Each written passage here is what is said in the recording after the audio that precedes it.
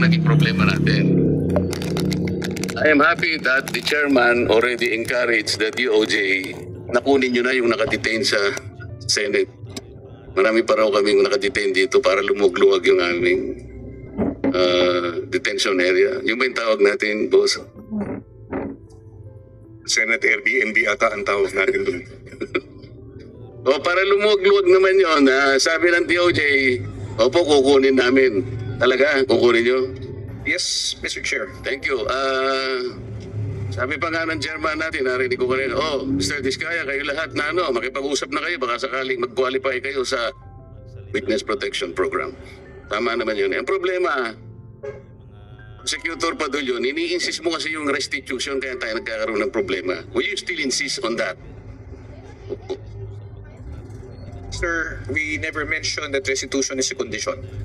Ulit-ulit po namin sinasabi yun, Mr. Chair, na hindi po siya kondisyon para ang isang tao ay matanggap o makonsidera bilang isang witness under the Witness Protection Tapos na Program. tayo dyan. Kaya nga po, sinasabi ko po kayo na hindi ko po namin sinasabi.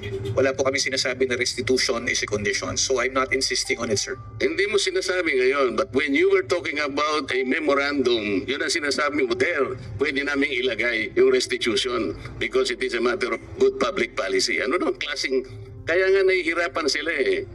Yung Diskaya, to my mind, were the first to apply under the Witness Protection Program. Ang problema, ang sabi ng then Secretary of Justice na Ombudsman, hindi naman basta-basta ganun. Kinakailangan isaulin ninyo yung ininakaw niyo. Ang problema po doon, kung wala namang korte pa pong nagsasabi kung talagang sila ay nagnakaw o nakapagnakaw, sino pong magkukwenta noon?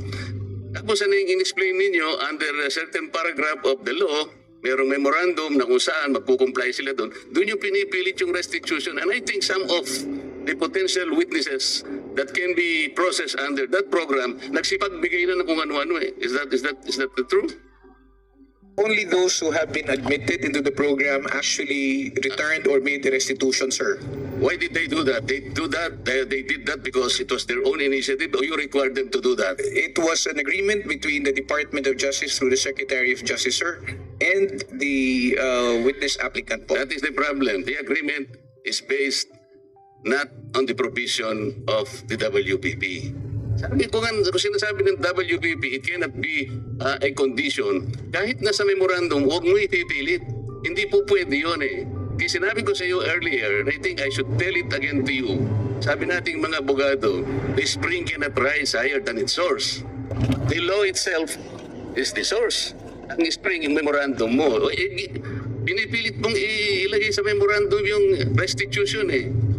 Merong ako nababalitaan, parang meron ng gustong umatras. Magkano ibibigay? At kanino ibibigay? Sino mag-account nun? Sino nagsabi nun na kung mangungulekta kayo sa DOJ? Di ba abuse of discretion yun, Mr. Padulyon? No, it is not, sir. What is it? It is not abuse of discretion. What The is parties, if I may be allowed to answer, Yes, sir. what is it? Yes, sir. If the parties both agree to the terms and conditions contained in the memorandum of But you agreement, cannot there is no impose an abuse. agreement. O, ito, subukan ko ha.